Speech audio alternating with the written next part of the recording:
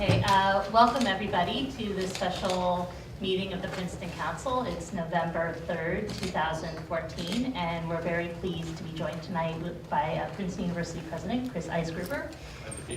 And this is basically the same group as last year, with the notable exception of Mark DeShield, our new administrator. So very excited to have him here tonight as well, along with Deputy Administrator Kathy Monzo, Councilwoman Heather Howard, Councilwoman Jenny Crumiller, Council President Bernie Miller, Councilman Lance Liverman, Councilwoman Joe Butler, Councilman Patrick Simon, and then Vice President from the University, Bob Durkee, and Director of Regional and Community Affairs, Kristen Appleton. Last year, we started what maybe we can now call a new tradition, which is for the president of Princeton University to come speak with the Princeton Council about areas where the university and town either impact one another or have the potential to impact one another. This is a chance for the council to have a public dialogue with the president of the university to better understand what's going on campus, to explore areas of mutual interest, and to anticipate areas of possible contention. It's useful for us to have these broader discussions as a way to continue to strengthen the relationship between our two institutions. We will start tonight's meeting with public comment, as we do all our meetings, and I'd like to make sure that we leave ample time for council to have the discussion with Chris. So I'll ask that you limit your comments to no more than 3 minutes. And President Eisgruber has said that he'll stay for a little while afterwards, so there'll also be an opportunity after this meeting to talk with him. But there's a mic up there if you'd like to comment before the meeting, for the public comment portion. Please line up behind the microphone and state your name and address. Hello, my name is Hitesh Patel, 29 Richard Court in Princeton. I just wanted to bring up, I think, a place where there is some community between Princeton University and the township. However, I just want to first state the longer-term problem. So I'm quoting now from the rec department in August of this year. Mr. Moorhead says, referring to scheduling for fields for youth athletics, it gets worse every season. Youth sports organizations grow in size, requests for space increase, and the number of fields remains the same. Then in September, Dr. Nosha from the same board mentioned that in regards to field space, as compared to other towns, Princeton has a serious issue. And Mr. Coons in the same meeting said, inquired about any potential open space that might be available. New Jersey has some new rules where the children under 12, they used to play 11 versus 11, now they've mandated 8 by 8. So that's going to increase the number of teams, which automatically increases and makes the problem that much harder. We already have about 200-300 kids under 9 years old in the junior development programs, which will be coming into the higher grades, and so they'll have to put more of a demand on. So that's the longer term problem, pretty much. I think most people know about it. So the short term problem where Princeton might be able to help is to notice, like Princeton High School itself, the Little Tigers, they just won the county championship. They've had several undefeated seasons. These people don't come and start playing when they're 15 at the high school. They come through these programs. These programs are not provided by the township, they're provided by local nonprofits. And so that actually seems to save the township probably some burden, if you want to put it that way. However, what happens is, because we're not part of the rec department, we don't have access to all the facilities on par with the rec department. So if the rec department wants X, Y, Z, they get it. Just so for an example, I'll mention one between rec and Princeton University, which is the basketball program at the rec department has a very good relationship with the university, and the Dillon Gym is available, etc. So there are various ways that this could be done, but because we're not actually part of that, I don't know that we have the same, get the same regard as them. So just in closing, what I'd like to say is that I think the soccer program here in Princeton has had a long history with the university on Washington and other places where we've used their facilities, and for whatever reason, a couple of years ago it didn't happen. So we'd love to be able to engage the university again and get access to the facilities for the different, I'm here for soccer, so we need those fields and those kinds of activities. So thank you. Okay, thank you, and that's something we'd certainly follow up with. Ann Neumann of Alexander Street in Princeton. It sounded as though, from what you said, Mayor Lempert, as though President Eisgruber is going to be answering questions privately after the meeting. I'd like to recommend a public question time. Is that possible? The format for tonight is the conversation's going to be between council and President Eisgruber, so we have the opportunity. So there'd be no opportunity for the public to ask questions in public of President Eisgruber, so that the answer is heard by everyone and is on record. If there's a question that you want council to ask, you can pose it I now. will ask the council to ask why President Eisgruber feels that it's environmentally and socially sound to truncate a right-of-way that might someday have taken the dinky converted to light rail all the way to Nassau Street in a straight shot up University, which could be easily done, eliminating parking on one side of the street. The dinky converted to light rail could have had a dedicated lane. And is that something that's the kind of message that Princeton University wants to be sending the community? So if someone would ask that question for me, I'd be grateful. Thank you.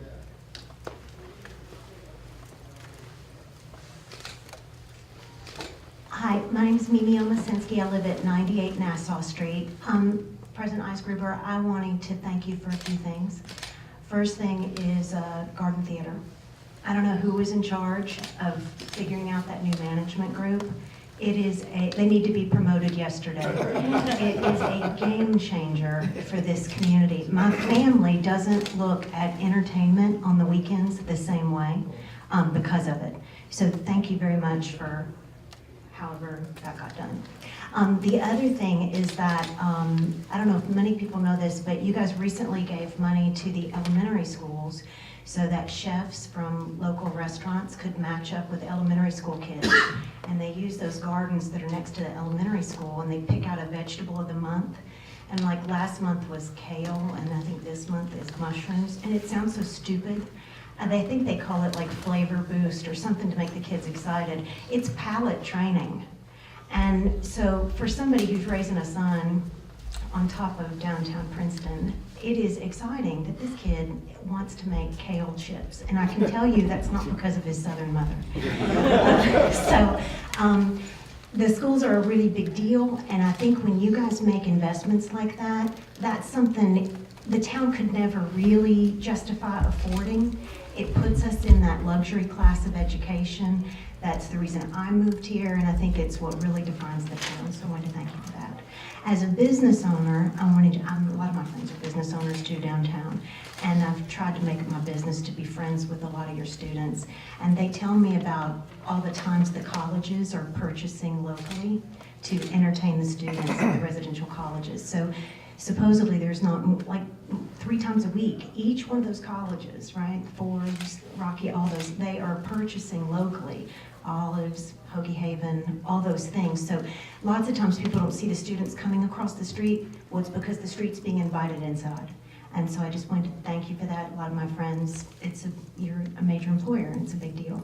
And last thing as a business owner is you guys recently invested, you know your campus map that everybody gets through campus? It's the #1 Googled searched item, Princeton University campus map. And when the university found out about that, Kristen got a group of folks together, and now you guys are investing to create a map that has every single business listed on Nassau Street. And that's going to be given out to everybody that visits campus. You guys know, that little resort map that everybody, you know how much that costs to invest to advertise in every year? It's like over $2,000. So that is a major win for the business community, and those were the 4 things I wanted to thank you for. Thank you.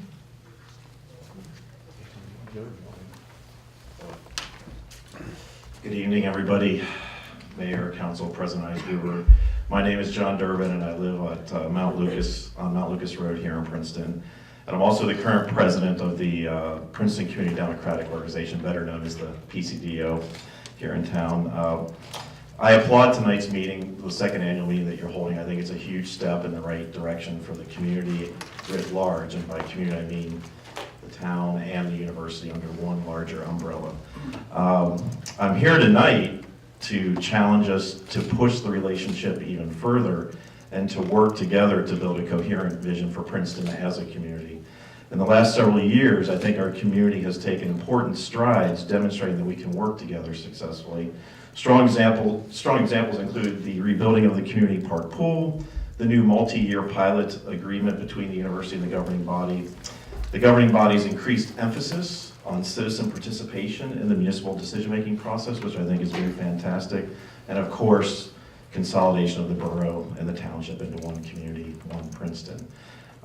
As our community and governing body near the end of what I consider to be this first major phase of post-consolidation government, and with what appears to be improved relations between the university and the governing body, the time seems right to me and to a lot of others for us to begin working together towards building a more coherent vision of what we want the community of Princeton to look like for the next half century. As a community, we are blessed with tremendous resources, wonderful people and organizations, many unique local family-run businesses, and a world-class university, each of which inspires us every day through their fine work. And with all of us pulling together, we have the opportunity to create what I'm going to call a transcendence that will enable the community of Princeton to take its place as the flagship community in the state of New Jersey and as a model community in our nation. So I'm encouraging the mayor and the council to make that full pivot this coming year as you wrap up this first phase of consolidation and begin the process of forging a coherent long-term vision for this community. President Eisgruber, it's the hope of many of us that the university will play a constructive role in this process. And of course, I have no doubt that organizations like the PCDO, other significant organizations, and the citizens of the community will happen to play a constructive role as well. So congratulations on tonight, and let's keep pushing this even further as we move forward. Thanks.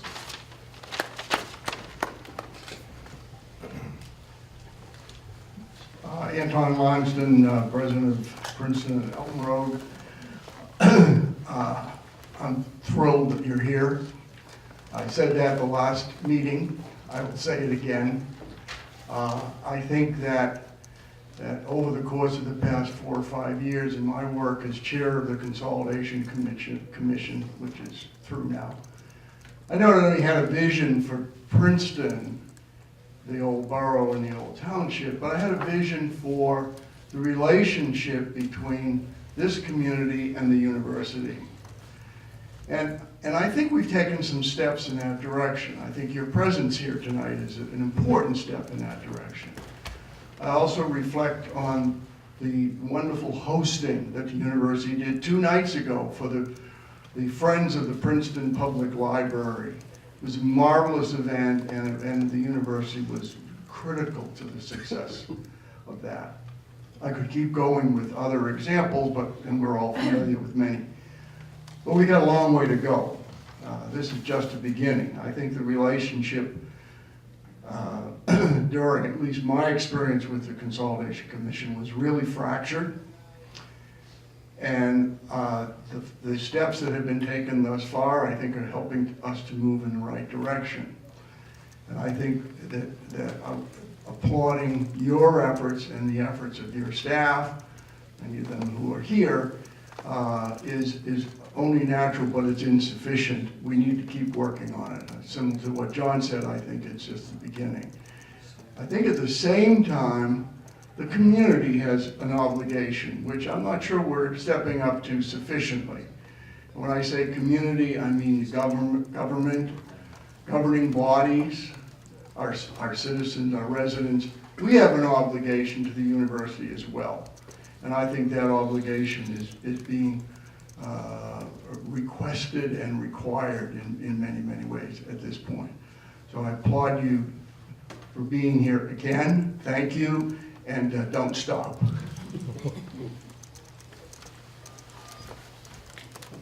Is there anybody else who'd like to speak? Okay. Can I ask a technical question, are we being televised? Because my mother always texts me when she can't see me and she texts me. Yes, all right, yeah, thank you for asking that. So we are not having this meeting in our regular meeting spot because the table is logistically more difficult for us to sit in a way that facilitates a conversation. That means we're not being televised live, but it will be put on TV 30 and it will be put on the web, just not as we're doing it. Okay, that's what I suspected. So you can watch it together with your mother.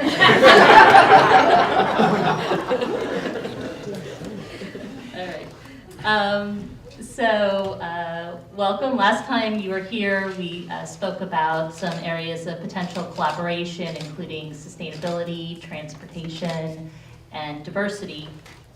And we also talked about how we could better position ourselves when we're dealing with contentious issues to do that in a more productive, positive way.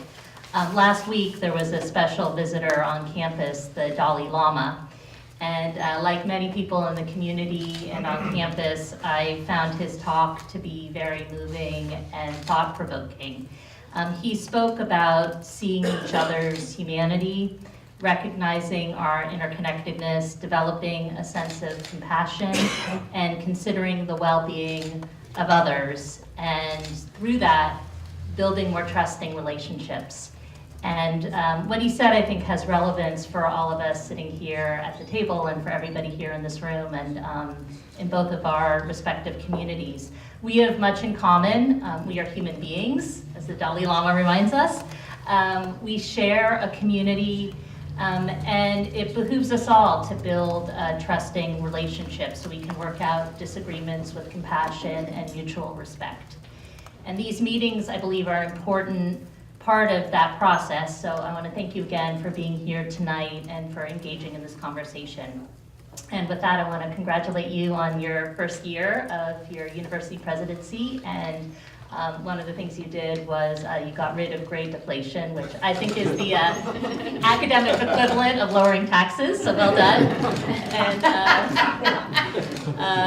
And I wanted to know if you wanted to make a few opening remarks to start the conversation. I would like to. And well, I thought I was going to open by saying this is one audience where I don't expect to ever be discussing the great deflation issue, but it somehow goes around even after we've changed the policy. But I wanted to start off, Liz, by thanking you and thanking all of the members of the council for the opportunity once again to meet with all of you and Mark to say hello and to welcome you to our town of Princeton. It's a pleasure for me to be able to do that. I agree very strongly with everything that you said about the importance of having an open channel of communication and a channel that promotes trust. I will say in response to John Durbin's well-taken comments, I think we are now the flagship community in the state of New Jersey. I'm not sure which one you think we might be chasing, but at the same time, I would add to that, consistently with what you said, that we should always be thinking as a town, just as we are as a university, about how it is that we can do better and how it is that we can build on these kinds of shared mutual interests that you and others described. And I do think that these kinds of conversations are indispensable to our ability to do that. So I appreciated the opportunity to do so last year and appreciate the opportunity again. I want to again thank all of you on the council and on the staff of the town for the extraordinary work that you do for us as citizens. I'm keenly aware and have become more aware over the past year of how difficult and demanding your assignments are. And I'm grateful to you both as one of your constituents and as the university's president. What I wanted to do, in what I'll try to keep brief as remarks so that we can have a conversation, is just to alert you to some progress that we've made in a planning process that I think that I described in its kind of incipient phases last time I was here visiting with the council, but which is now further along, and which I think is important as we think about certainly as we think about the future of the university, but for the reasons that so many people have said already, also to the future of this town. We are right now engaged in strategic planning at the university. In conjunction with that, we are engaged in the beginnings of a campus planning process. The two are related but distinct from one another. Particularly in the strategic planning process, our kind of mantras are flexible, iterative, and framework. There are some universities that engage, and some other kinds of organizations that engage in strategic planning and produce compendia about that fit, which amount to detailed wish lists of anything that the university might do in future years, and contains somewhere within it, if you can figure out which parts of the wishes might not be granted, a detailed specification of things that the university hopes that it will do over time. Our sense is that what we need in order to plan for the future is an understanding of our priorities, of the sets of constraints and opportunities that help to define those priorities. That includes, of course, our desire to be a good neighbor to and citizen of this town, and a recognition that that's an important part of the environment in which we operate. As part of that process right now, we have a set of task forces going on around the campus to help us think about academic priorities, residential life, and the university's mission. One of our faculty members asked me at a kickoff meeting for one of these task forces when the last time was that Princeton had put together a set of task forces of this kind. I said honestly that I couldn't recall a precedent of exactly this kind of strategic planning taking place on the university campus. We have questions, just to go to one topic that I think we discussed a bit when we were together last year. Questions, for example, about the importance of service to the university's mission. It's my strong conviction that as a university, we have to think about our excellence, but we have to think about our excellence in conjunction with the difference it makes in the world, and that means thinking about our teaching and research as elements of service, and it means thinking about service specifically. So one of our task forces will be devoted specifically to that topic. We have task forces dealing with important academic areas within the university, ranging from engineering to the humanities. We will have a task force looking at what it is that we're doing in our residential colleges and our residential life. At the same time, we have this set of processes going on with a target for at least an initial document from the Board of Trustees coming out sometime in the calendar year 2016 from them. We are also engaged in a campus planning process. And I should pause here and say that for those of you who are really interested in seeing task force composition and charges and other details about our planning process, we have a website that is up, which will, among other things, provide ways in which people can comment. Most of these task forces will be, in one way or another, reaching out to affected publics, but there will also be an opportunity to comment directly from the website, and that's available at www.princeton.edu. Should I look at the camera when I say this? www.princeton.edu/strategic plan. And more detail than what I just provided is available there.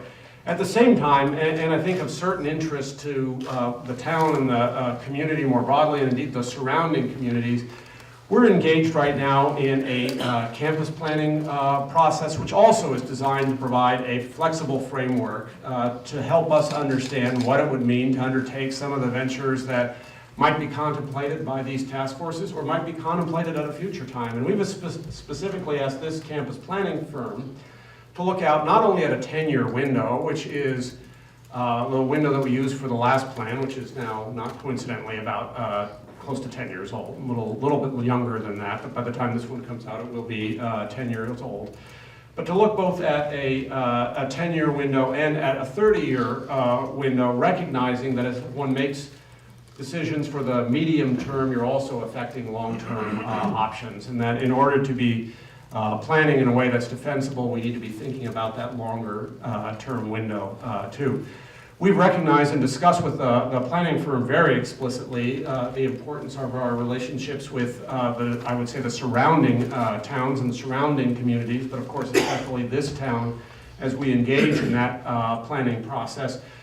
We chose the firm that is helping us with this and which has already met with, I think, with you, Mayor Lempert, and with some of the town staff, and will be reaching out more broadly.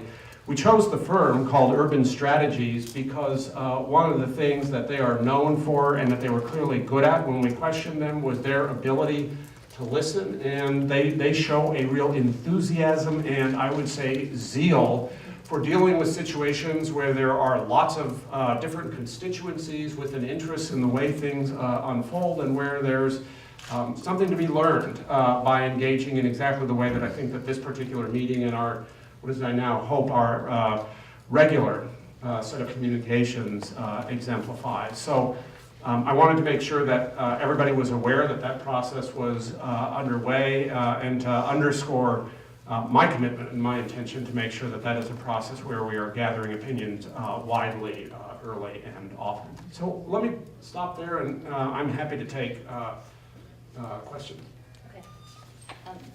Well, I'll start off with a question that's related to the campus plan, and I guess one of the striking differences between the university and the town, and you notice it even more now coming up Washington Road or Alexander, is that Princeton University might have started off as a 2-building college in the middle of a small town, but it has now become a world-class university that has tremendous growth needs and is continuing to grow, whereas the town, although we've seen a lot of growth, is still a small town. I think we consider ourselves mostly built out. We've had discussions among council about how much more density we can, how much bigger we can afford to grow given our infrastructure is mainly small roads, and we don't want to be overrun with parking problems and more traffic problems. So, and meanwhile, I think the university is something like doubled in size since 1965, and if you can talk a little bit about that juxtaposition and how we approach that problem together, and how does the university grow and get its needs met, and how does the town retain our character, which is why so many people love to live here, and why probably a lot of faculty and students are attracted to come to the university. So Liz, I'm happy to speak to that. I will start off, I think, in the theme of your quotations from the Dalai Lama. I have to say, I missed the Dalai Lama. I was on a pre-scheduled trip to see our alumni on the other side of the planet, so I'm dealing with jet lag right now. I'm not sure if it's still sort of 12 hours difference for me, but somewhere halfway in the middle of that. But I think you said that drawing from him, there are all sorts of things that we share in common, starting from the very basic point that we're both human beings, or that we're all human beings. And like you, I think it goes a bit beyond that, including with regard to this question of growth. I wasn't here in 1965, but I was here from 79 to 83 as a student. And I have to say, from my standpoint, experiencing the Princeton area and the Princeton University campus from then until now, we've both grown, and I think we've both developed, and we've developed in ways that are synergistic. Certainly the area has developed tremendously since that period of time, and in ways where I think a great institution and a great community have become even better than before. So that's one way in which I think there's commonality, whatever the differences are. A second way is I certainly resonate with your description of character and how much it matters to this town as a place to live. I want to underscore that it also matters to the university. One of the things that, as I listen to the various constituencies that I speak to, from this one to alumni groups, to student and faculty groups, is how much people who are associated with or care about the university in one way or another care about its character, and care about the fact that it is not a sprawling place, but rather one that is compact enough to be a community where people know one another, and where I would add that where people know one another, particularly on the faculty and staff sides, in ways that spill over these boundaries between town and community and university, so that a lot of us are seeing our colleagues. I think Mr. Patel may have just left, but seeing our colleagues on the sidelines at soccer games or at baseball games or in the Dillon League, and that's something we care about. So one of the reasons we're engaging in this campus planning process is precisely to ensure that as growth happens in a university setting, it will happen in a way that preserves that character and that is attentive to the distinctive interaction with the town and the communities surrounding it. Because that's something that we care about as well. You know, I think your question presupposes, and you're absolutely right to presuppose this, that as a great university, there are imperatives that will keep us growing over time. I hope in ways that are thoughtful and conscious of the kinds of factors that you describe. Knowledge expands over time. And Princeton could not have been and continue to be a great university without adding a Department of Computer Science. It could not continue to be a great university without adding a neuroscience institute. And we will continue to have areas in which we have to be able to add. And as we do that, our ecosystem will require attention to make sure everything stays in balance. But I think that the key, and the key answer to your question, is that we have to be thoughtful about that, and we have to be engaged in conversation as we move forward. I want to give other people a chance to talk too, so. I have an easy question. Yeah, Mr. Whitmer? I have an easy question. I figured you need something easy. Having a freshman at Rutgers University on a Douglas campus, which I do this year, I see the emphasis on community service in the New Brunswick area. The college kids there really donate their time and energy in helping that community. Is there the same kind of push for Princeton University students to give their time to the Princeton community? Now, I do know that they do give their time a lot of times to Trenton and in various areas, but I'm just wondering, is there heavy emphasis on giving their community time to the city of Princeton? You know, I think it's a great question. You know, the answer is yes, there's an emphasis on service and giving back, and yes, there's an emphasis in doing that locally. And here I would say it matters to us to do it locally, both in the Princeton community and in the Trenton community, and service in giving back more broadly than that. We think it's important if students give time locally. We think it's important if students give time beyond that. I'll give you a couple of examples. I don't want to keep coming back to the Dillon League, but of course our students are engaged there. But it's also a lot of our athletic teams. I met with the women's basketball team about 2 weeks ago. They had just come from one of the local schools where they had met with the students in local there. I mean the Princeton schools, not the one of the other surrounding communities. But I have to say I'd be extraordinarily enthusiastic about their doing that with the other surrounding communities as well. And I know, having worked with, for example, our community action groups, I've met with, these are, during our orientation period, we have freshmen come together and they go spend a week in different community sites. I've met with them for dinner a couple of times during the course of those exercises, one time down in Trenton, one time right here in Princeton over at the Y. So we are very engaged in the idea that that our students should be giving back, including to the local community, whenever there's an opportunity to do that. It's terrific for us. Oftentimes it's much easier for the students, right? They want to do this kind of work.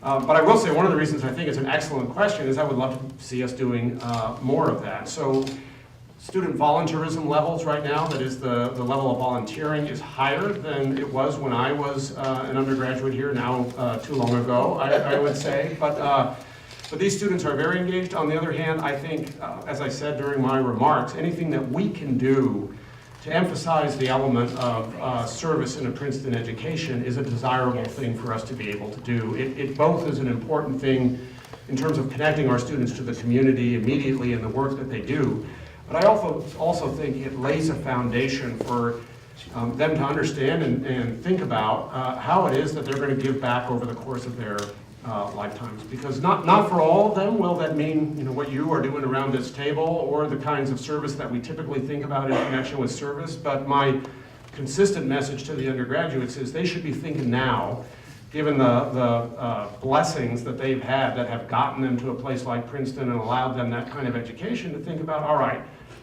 you know, how am I going to make a positive contribution to the world? And those kinds of service experiences really help with that. And we're fortunate here, again, what I consider to be New Jersey's flagship community, to be able to draw on a set of community partners that really makes that possible.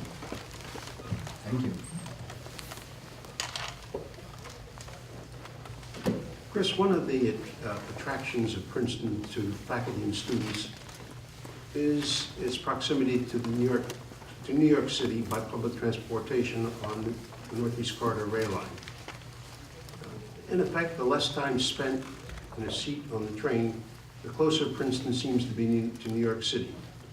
There are now suggestions that increasing development, I guess, northeast of Princeton, may move Princeton even further away by adding stations between Princeton and New York City, thus making the time travel even longer. What are your thoughts about what the university, working with the town, might be able to do to improve and shorten the travel time from the new Princeton station to New York Penn Station, and in so doing, make New York City more accessible to the faculty, the students, and the residents of the town? Well, Bernie, I'm open to suggestions on that one. I have to say, you know, when I go into New York, I take the train into New York, and my wife commutes into New York on basically a daily basis, so I'm well aware of the frustrations that can sometimes attend train travel. But what happens with regard to stations down the line from Princeton, something I'm not aware of what all the contending factors are there, and so Bernie, this is a place where I do think our interests are very shared, and I appreciate having the chance to talk about it. And if there's more that you can tell me about the issue, or things that you think we could or should be doing about that, I'd be happy to hear about that.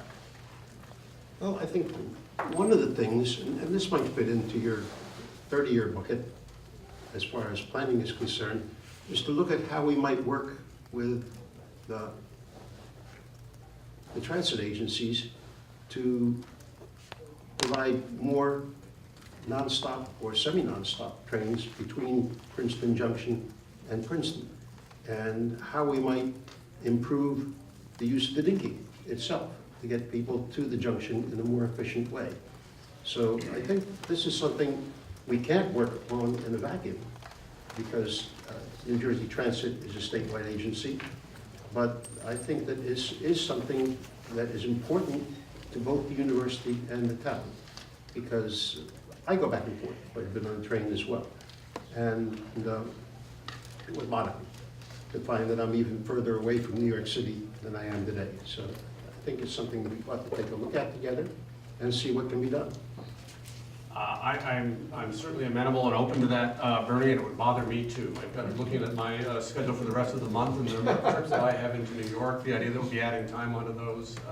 So I'm, both as a matter of self-interest, which ought not to control on this, but also I agree 100% that we have a strongly shared interest, and from the standpoint of our students and faculty, we're totally with you on that. So I will pass that along to folks and see whether or not there's a possibility for any conversations about that. Thank you.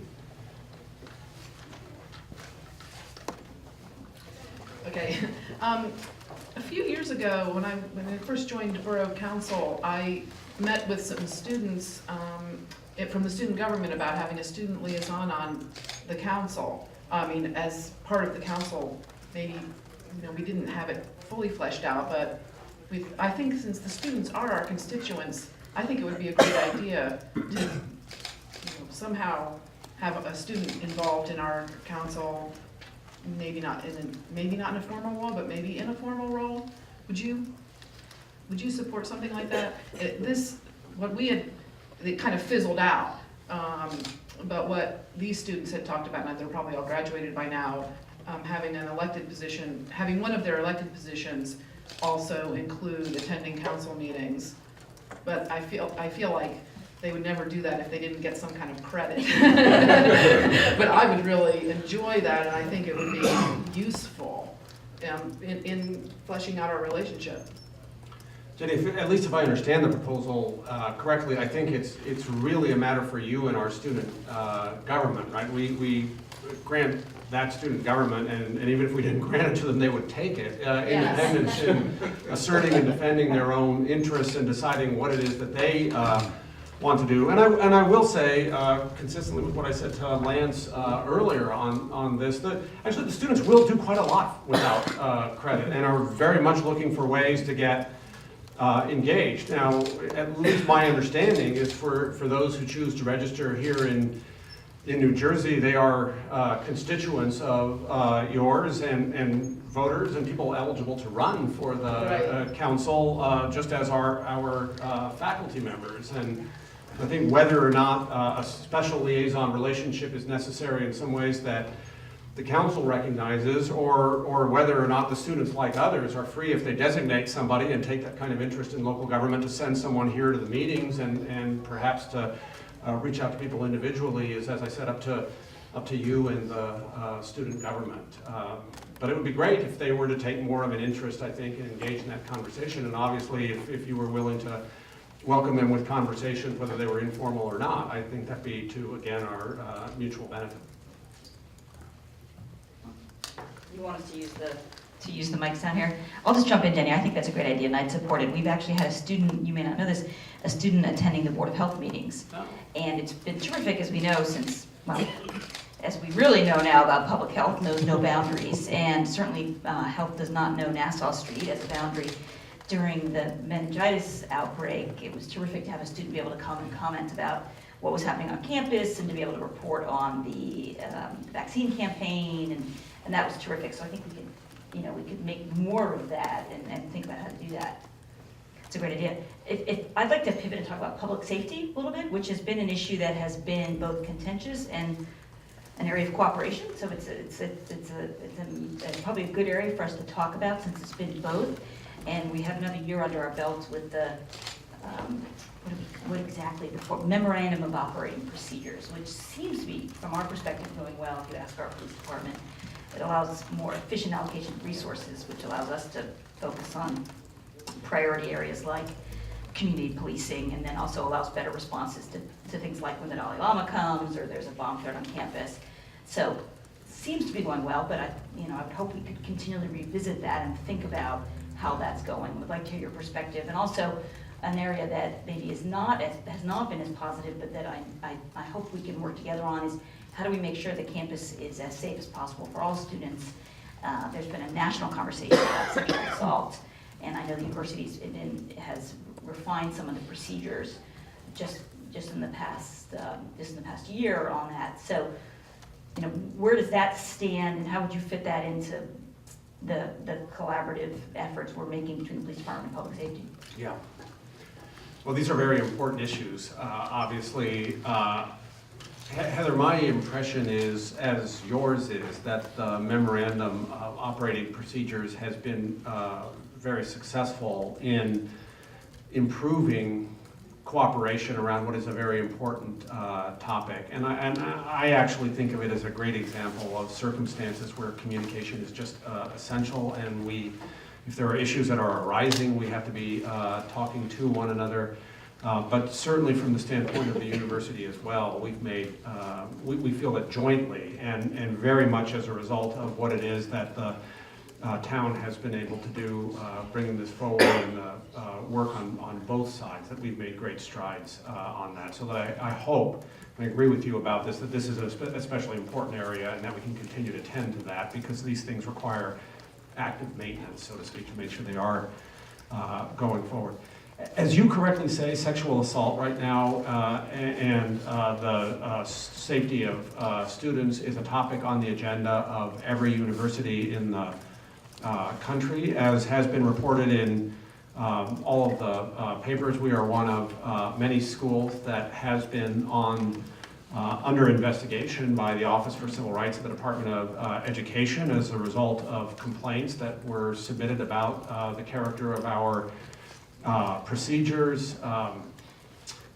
What the Office for Civil Rights has been doing with universities around the country at this point is specifying a very detailed set of practices that are not simply, in its view, best practices, but are practices that are required by Title IX of the United States Code, which it has authority to interpret. And the set of procedures that we enacted at a faculty meeting in September after recommendations of a joint faculty student administrative committee that actually met over the summer. We called folks up in the midst of their vacations and said this issue is important. It's important now, and given the way OCR is interpreting Title IX, we think it's very important that we make changes that will allow us to create a safe atmosphere on campus as possible, to be fair to both accusers and accused in our processes, and to come into conformity with the law. After, I would say, a full debate within the faculty about the circumstances of the changes and the character of the changes, we enacted those changes. They included an alteration in the standard of proof applicable to disciplinary hearings, changes to appeal rights in those hearings, elimination of students and faculty members as well from the panels that make findings in cases, and the use of more professionalized investigative team. I think those changes were necessary in order to bring us into compliance with the law. I think the procedures we now have are better procedures than we had beforehand. I think in particular the professionalization of the process is a good kind of change to have given the complexities that are in this area. But one of the things we did at the same time that we made these changes was to create a joint, again, student, faculty, and administrative committee that will be co-chaired by Michelle Minter, who is our Title IX officer and our Vice Provost for Institutional Equity and Diversity, and Professor Deborah Nord, who is in the Department of English, that is designed to look at what we can do on campus, both in terms of refining those procedures over time and in terms of making the campus safer. And having the right procedures is relevant, obviously, to campus safety. That is, if you have somebody who has been accused, you need to have an appropriate adjudication of that complaint and an appropriate resolution of the complaint, and people need to know that if they engage in acts of sexual violence or sexual harassment, that they will be held accountable for those acts. But I have to say, I think one of the things that is a bit worrisome to me about the way this debate has unfolded on the national stage is almost all of the attention has been on those procedures, at times with a kind of focus on the sorts of things that are most interesting to lawyers and to law professors, I would say, standards of proof, procedural rights in hearings. Anybody who studies the intersection of law and society knows that disciplinary procedures are not the most effective way in which to have an impact on actual social conduct. So one of the things that we've asked the NORD committee to focus on is that what it is that we can do in terms of the way people conduct themselves on campus, and how it is that we can work with students around these issues in order to create a safer campus. Because once you get to a disciplinary complaint, you are in a situation where at least one student's life has been damaged. If you have a valid accusation that's being made, you have a victim. If you have an invalid accusation that's being made, you have somebody who's being unjustly accused in a serious matter. And at that point, given the students that we're bringing to our campus, we have a tragedy. What I would like to see us do is focus on how we can avoid the incidents that give rise to those complaints. And a lot of that, I think everybody believes, is around bystander intervention. So some of that's around creating programs related to bystander intervention, making sure when students see, as they often do, the beginnings of conduct that will go awry, that they are intervening with regard to that. And also, we're just making this point on a repeated basis to the students. I will say when I meet with student groups, and I think if any of them, you talk to those who have met with me, I frequently get the question, what can we be doing to make Princeton a better place? This is always the issue that I will go to, because we need the students, and most of our students are very good people around these issues, but we need the students who are the leaders of the student community to be willing to do the right thing and to be willing to stand up and say the right thing.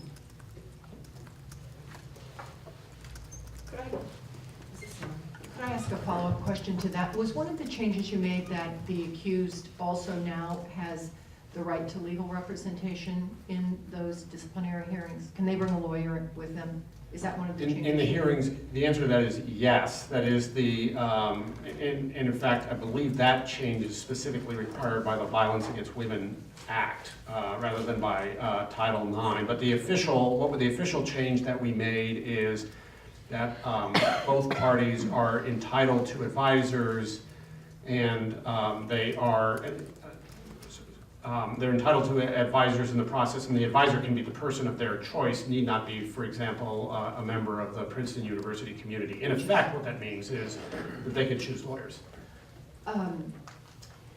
Did you get to read the New York Times yesterday? I'm pivoting, to use Heather's word. I read many portions, but not all of the New York Times. Well, has she quit? I actually was wondering whether you saw the opinion piece about climate change and about the role of universities and using the endowments to bring pressure on this critical issue of our time, if it is the issue of our time. And this opinion piece was critical of leading colleges and universities for not using specifically their endowment in ways that, for instance, they had used against apartheid in the past. And I wonder if you can comment. Did you get to read that article? I did read that article. Yeah, I normally sit down on Sunday mornings now with a cup of coffee in the New York Times and find several articles that are either explicitly or implicitly criticizing me, which changes the whole breakfast experience. But yes, that was one that I took with my Cheerios. I think all of you around the table probably understand that feeling. But Yes. yes. Anyway, well then, if you didn't see it, I did see it. I did. Oh, you did? I'm sorry. Yeah, Oh, no, I didn't think I got that one with my Cheerios. Okay, you did see it. Yeah. Do you? Yeah, I will say a couple of things about it. The first I will say is that the whole thing, one of the reasons that I remember it with my Cheerios was the whole thing was addressed to college presidents, right? So presidents say this, presidents do that, presidents should make this decision. We have a process on our campus for deciding issues about social responsibility and investment, and that process is now, I think, about 40 years old. That recognizes that these are issues not just for the president, but they are issues for the community and the university. And it requires that when there are claims raised, and this particular claim has in fact been raised in years past, they go to a committee, the Resources Committee of the Council for the Princeton University Community, which considers the argument and does so pursuant to a standard under which the questions, let's see if I'm going to get these roughly right here, are whether or not the issue pertains to a value that matters to the mission of the university. So for example, with South African apartheid, the value of equality and the value of having all persons be able to study and pursue vocations that matter in society is one that matters deeply to our mission, whether it is a matter of sustained interest on the campus, and whether there is a campus-wide consensus, roughly speaking. Okay, so I'm close enough, Bob Durkee says, to the set of, as close as presidents get. Yeah, pass-fail, I think I'm going to be okay. Plus, thank goodness, I might lower taxes or whatever. But, A, yeah. A plus. Thank you. But those are the three standards. In the case of South Africa, there was eventually a judgment out of this process, which then goes to the university trustees. So it's the obligation of this committee in the first instance to consider these issues, including consensus on the campus and sustained interest, and then a question for the university trustees about whether or not to take action. So when these issues arise, we trust in that process, and I will trust in that process. But I'm going to go a bit further here, Joe, and say I thought the arguments in that column were largely wrong. And I think the analogies that it drew to the South African situation were largely wrong. And the reason for that is that I think we all do have a responsibility with regard to issues of sustainability. It is an important issue. It's one we have to take seriously as a university in our research, in the way we treat our students, and in the way we run our campus. So we have set demanding goals for ourselves. For example, with regard to carbon emissions and limiting those, we make it important to our teaching, and I would expect out of the strategic planning process that I mentioned that we will identify this as an area that requires further investment with regard to our teaching and also with regard to our research. So things like the Amlinger Center for the Energy and the Environment. But I don't think that it's the energy companies that are somehow at fault in the way that the companies doing business with South Africa were at fault in this. I think it's a responsibility that's on all of us as citizens and as people who use energy to adjust our conduct and not to point a finger at somebody else and say that it's their fault. And to add one other thing to this, I think the most important thing that we can do as universities about this is to supply credible, reliable information about the effects of climate change and what it is that we're doing. And in order to be able to do that, we have to look, not like we're biased political actors, but we have to be true to our ideals of scientific inquiry and of telling it like it is. And I think that in order to do that, not taking a political stand with endowment dollars is a better way of proceeding than doing something that can be perceived, and for the reason that I gave a moment ago, may be partisan on the issue. So that's my personal view about that, and what I've been saying to our alumni audiences as this particular issue has arisen. I do think it's a matter where we have responsibility, but I don't think the right way to discharge that responsibility is through endowment investing. I think it's a vehicle people point to all the time. I think it's the wrong way to act. And in some ways, I think it's an easy way out.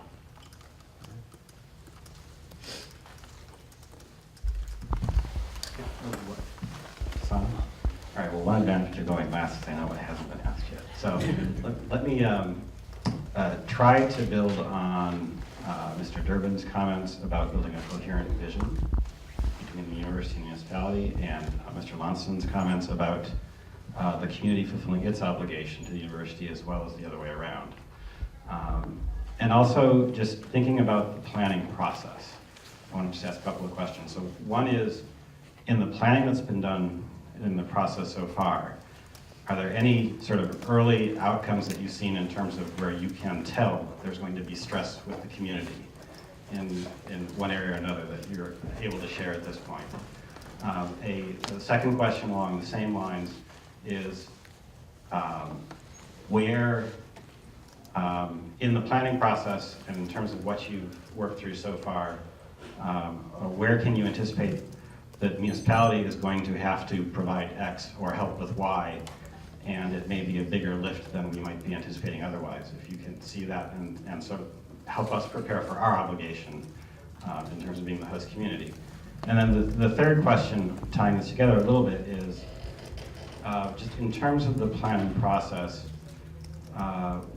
where do you see the input of the municipality, of the governing body, of the professionals within the administration, of the members of the public in the process, and how do you see that iterating through the process that you're going through?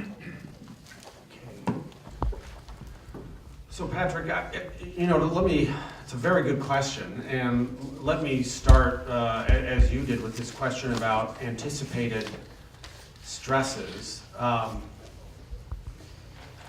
It may just be because it's early on in the planning process right now, but in terms of foreseeing stresses, I don't think that I can do better than the characterization that Liz gave at the beginning of the meeting, which is, I don't know of how the university will need to grow over the time of my presidency, or how this framework will identify ways in which the university needs to grow. I do know that there are a number of questions that will be pending before us in places where we're feeling stresses right now that will lead to demands for growth. So let me give you an example of one of those. Right now our computer science courses, it won't surprise you to learn, are very heavily described, and we see a kind of explosion. I can't remember which of these is 3-to-1 and which is 4-to-1, but there's sort of a 3-to-1 growth, I believe, in the number of computer science majors over basically a 10-year or less period, and a 4-to-1 growth in the number of courses taken by Princeton University students in computer science. Students from an extraordinary variety of fields are making the judgment that one of the things that they need to learn in order to be, I think, an engaged citizen of the world or to succeed in whatever line of work that they're doing is something about computer science. So one of the things that right now as I look at the university, unless we're in the midst of an unbelievable computer science bubble, which I just don't believe because I think there are too many good reasons for students to want to learn this, is we're going to need more computer scientists, and the more computer scientists will need more space in which to sit. And so that's going to be one of the things that drives us to find ways either to reuse space on campus or to construct new space on campus. And one of the good things about computer scientists is that there are lots of different kinds of space on campus that we might be able to reuse in order to accommodate this, but that is one of the questions that we're going to have to be asking as we go forward. A question that I have put on the table, and I think I mentioned it last time that I was here with this group, is that I think Princeton University has to be asking itself when it will again expand its undergraduate student body. As Liz said in the preamble, I think to her question, we were once in 2 buildings or 1 building, at least James Madison's dorm room and John Witherspoon's office were in Nassau Hall. Together we've been expanding ever since, and at some point we're going to expand again. We right now turn down more students, more students in purely quantitative terms, more students in percentage terms than we have turned down at any point in our history. And as I look at, for example, our obligation to do more for students from socioeconomically disadvantaged backgrounds, our capacity to be able to do that will be aided if we're capable of expanding the undergraduate student body. Now, for these reasons that I think we share in common, the fact that we, like you, care about the texture and weave and character of our community, we tend to do that very slowly and on a relatively modest scale. But one of the things we know is that anytime we have these kinds of questions about growth, right? That's where a lot of the tensions come in, particularly if the growth involves new space, or if the growth in other ways ends up affecting the perimeter of our campus or traffic in town. And so I don't think we're in a position yet, Patrick, to be more specific about that. Part of what we need to hear from these task forces is what their answers are to the questions that we put to them. But those are the places where I think we're going to be needing to work together. And again, just given the character of that answer, I think it's very important, obviously, that we continue to have channels of communication like this one that are open as we pursue these issues, and that when I'm in a position to give a better answer and a more concrete, specific answer to the question that you just asked, that we have that conversation early on. But it's also why I think it's so important that Urban Strategies be talking to this group and be open and moderating these conversations early on. We want them to be looking at, in some ways, exactly the kind of question that Liz raised earlier on about how it is that we manage these sensitive relationships around the community and grow in ways that are thoughtful and sensitive and recognize our shared interests. So, I can't do better there, Patrick, than saying that I think the channels of communication have to be open, and that as issues arise, we need to be identifying them early, and making sure that we're hearing where the concerns are. If I could follow up just briefly. In terms of the timeline for both of those processes, can you just talk about the markers along the way in terms of the university's planning process? Yeah, we launched the set of task forces on the campus this fall. Those task forces will operate, and again, you can follow it because we'll be updating that website on a regular basis, but they will be operating over the course of of this year and probably beyond. So the typical one of these task forces I would expect would work through the academic year, might produce something either in the academic year or next fall in terms of preliminary recommendations, which would then be vetted with external review committees. And then the trustees would produce, I hope, in the early part of 2016, what is a flexible framework, which would, as I said, again, flexible iterative framework, not be a specification of, well, we're going to do this or that, but here are the sets of considerations that need to be taken into account when we make judgments about these particular projects. But my hope is that there can be continuing conversation throughout that process, and indeed that the framework that emerges from this, rather than being sort of a statement, here it is in fact something that sets up and helps to guide future conversations and planning within the university, and also to help us continue our conversations beyond the university as well. Bob, you may want to add. It's just to add that you're talking about the strategic planning process. On the campus planning side, we also will be announcing a bit later this month a new university website, which will receive any comments anyone wants to make about the campus planning project. But maybe more importantly, Urban Strategies will be creating a website and conducting a blog, which they've done in other settings, one of the reasons that, so they're eager, not just to hear, but engage with anyone who would like to participate in the conversation. So I think we're a few weeks away from having that ready to go. But they will independently be seeking comment from anyone who would like to participate. And then at various points along the way, they do intend to have open community conversations with anyone who would like to come talk to them. That'll come a bit later when they have something to say. Right now, they're at the stage of listening to what people have to say. I'm only laughing, Bob, because this community loves nothing more than a blog and an opportunity to weigh in on subject. So they'll be getting an earful. So the university announced today that the new Dinky station is going to be opening on November 17th. And as we heard, and I know a lot of people around this table and in the community were concerned when the station was moved. And do you have thoughts about how we can move forward and how we can repair the difficulties that were caused by that move? Yes, as I said last year when we met, I both think that it's a very good project that we're doing in the arts area and with the Dinky Station and the Wawa and the transit improvements that are being made there. But it's also one where I realize there are strong differences of opinion about that, and where I deeply regret the ruptures that have occurred in connection with it. So I'm grateful to you for raising the question about how we can move forward.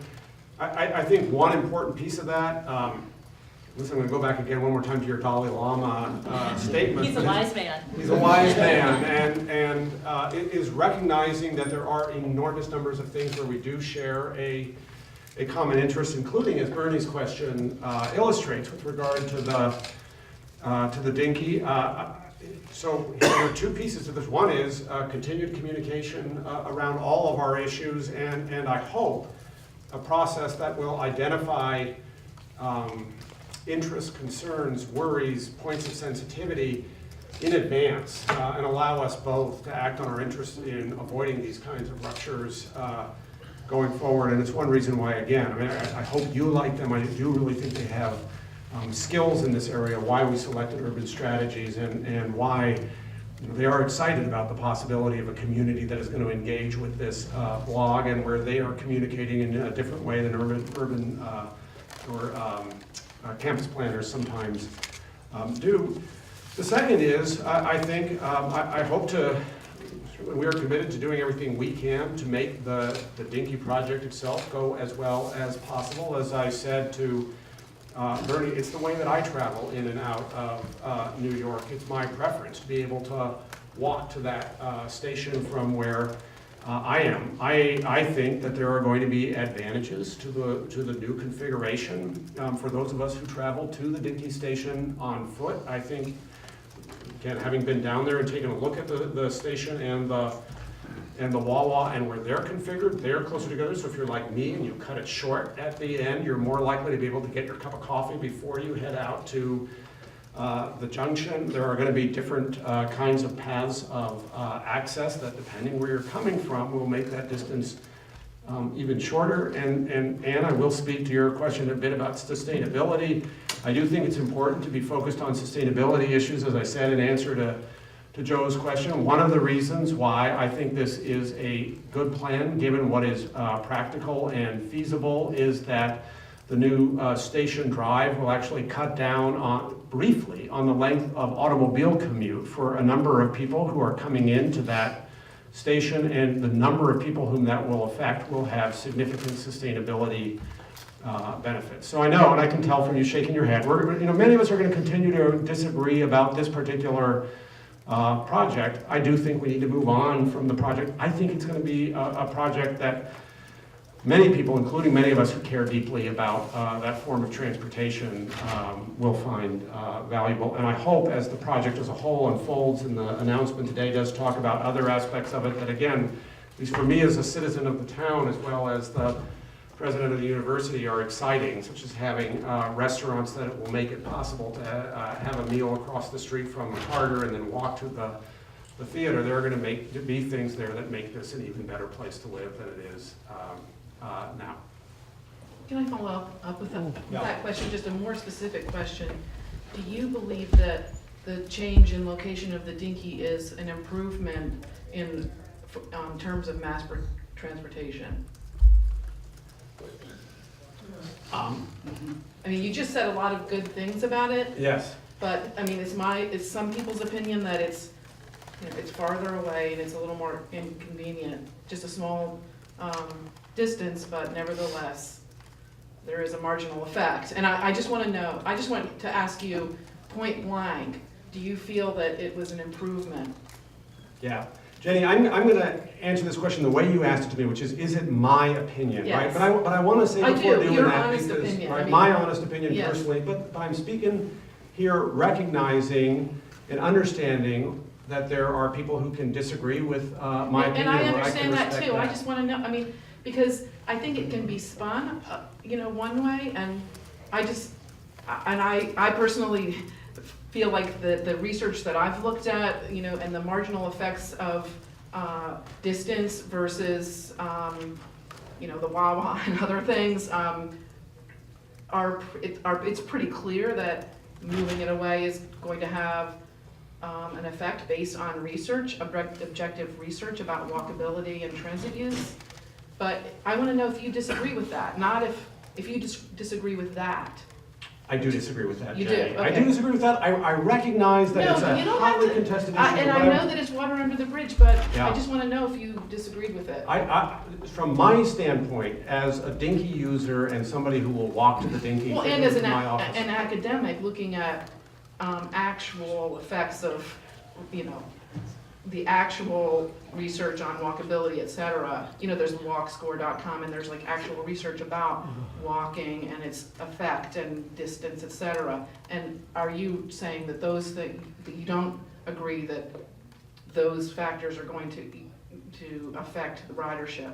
Yeah, Jenny, I really am going to answer based on my experiential attitude toward it as somebody who's walked the site and walks down to the Dinky area, rather than on the basis of the academic research, which is, again, I've seen research from both sides on this particular point, and I've seen research that's often at a level of abstraction that I don't think speaks to the particular configuration and also the psychological experience of what this particular walk is. I am looking forward, as somebody who is a user of that area, to the changes that have been made. And I say that recognizing that for the next few years, of course, we're going to live in the middle of a construction zone. I'm very enthusiastic about the project that's going to come out of this, which for me is a project about the combination of the arts for both community and the town, about education, about an experience that includes things like dining, that includes the roundabout that's there. And I will say that as somebody who moves through the town,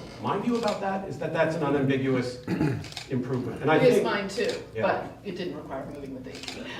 no, that did not. But on the other hand, you know, you can ask me the question again next year when I come back, right? And I'll have been doing the walk. I won't, I don't like bringing it up, believe me, Yeah. but going forward, there are going to be times when things this was a right of way that was the public's, and, that when we have disagreements and when our interests are at odds, and I'm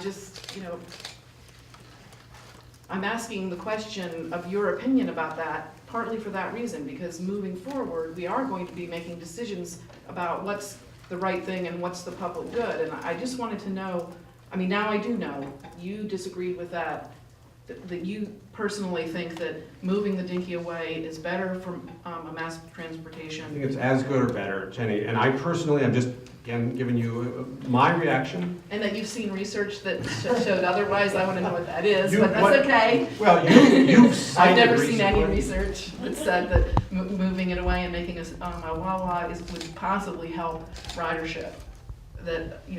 And how could it possibly help ridership to move it farther away? I've never seen any research like that, but maybe you have.